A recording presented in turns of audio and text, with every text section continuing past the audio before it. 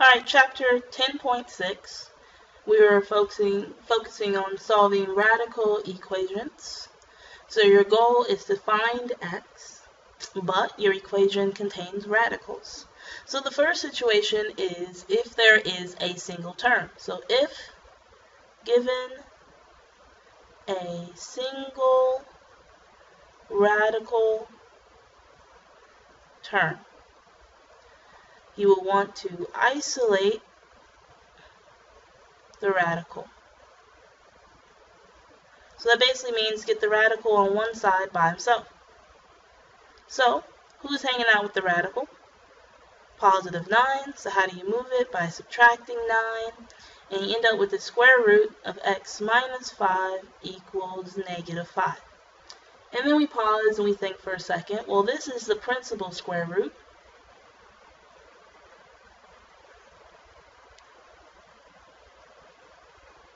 The principal square root always gives positive, and put it this way, always give non-negative values. So the principal square root will always give you non-negative values.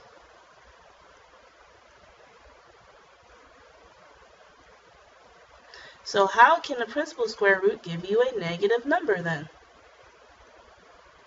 Which is not possible, so this answer is no solution. So you need to make sure you're paying attention. Even roots cannot give you negative Even roots cannot give you negative values. So be careful, that's no solution. Alright, the second type of equation is if you have two radical terms. So if given two radical terms, you must isolate, or how about put it this way, if given two radical terms, have one radical on the left side and the other radical on the right side. So how about we say separate the radicals, one on the left side of the equation, so I'll say left side, and the other on the right side.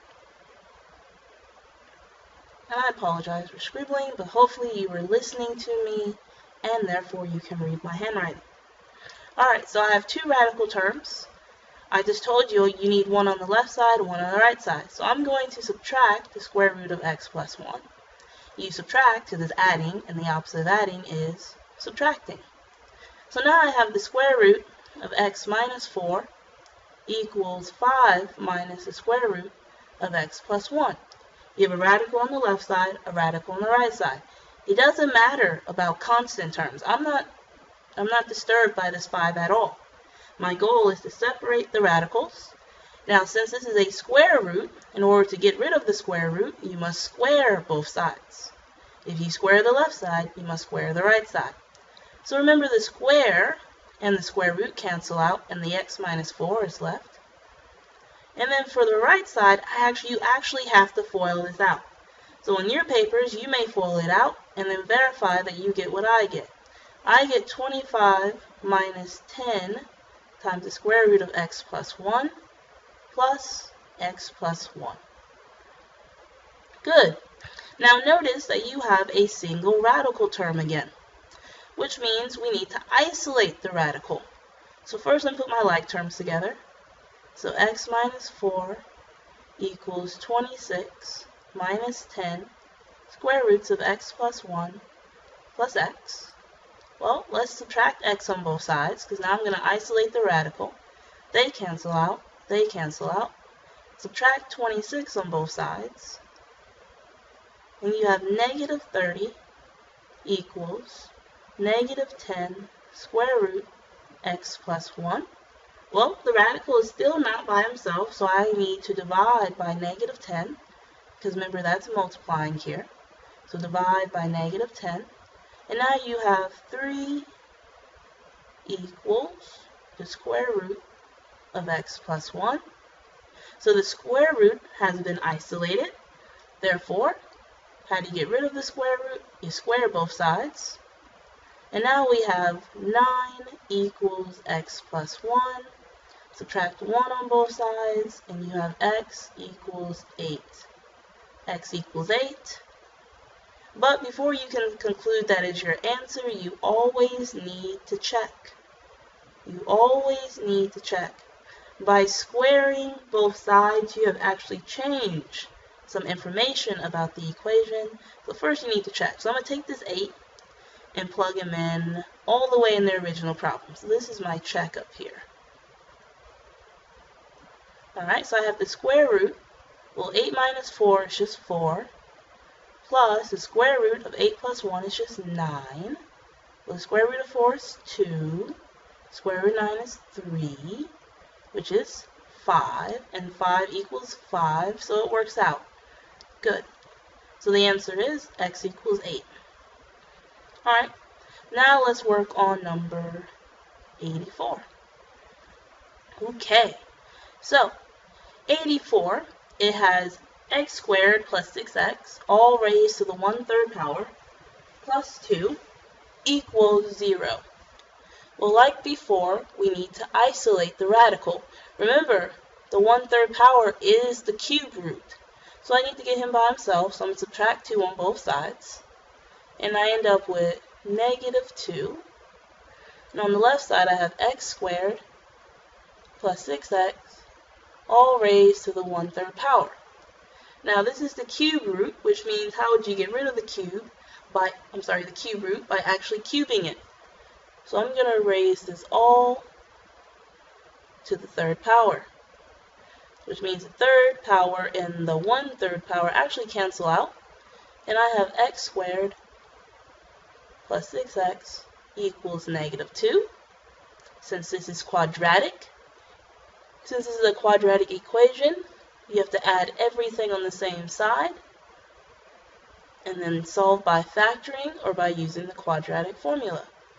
So we have x squared plus 6x plus 2 equals 0. This doesn't factor, so we'll have to use the quadratic. So the quadratic formula, making sure I didn't make any mistakes. Oh, I did make a mistake, so let me go back real quick. Hopefully someone caught my mistake and they were yelling at the computer monitor that I made a mistake. What was the mistake I made? How can I cube the left side but not cube the right side? What you do on one side, you must do on the other side. So this becomes x squared plus 6x equals negative 8. Now add 8 on both sides, and you have x squared plus 6x plus 8 equals 0. And then of course you can factor this as x plus 4 times x plus 2 equals 0, which means x is negative 4, comma, negative 2. So we obviously have to check these. So I'm going to go ahead and plug it back in and make sure it works. So I have negative 4 squared plus 6 times negative 4, all raised to the 1/3 power. And if you have your calculator with you, that'll be very handy. Let's see, that's 16 plus 24 is 40. Is that right? Where's my calculator at?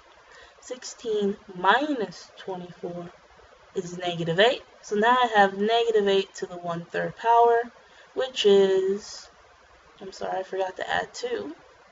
Add 2. So that's negative 2 plus 2, which is 0, which checks out.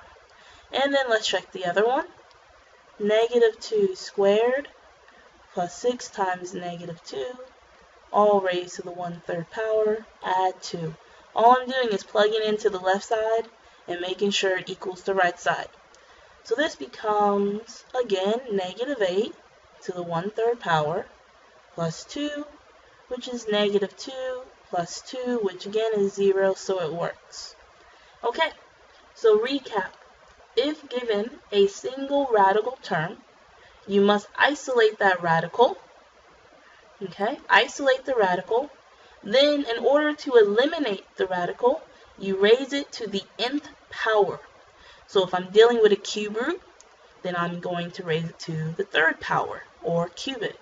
If I'm dealing with the fifth root, then I'll raise it to the fifth power.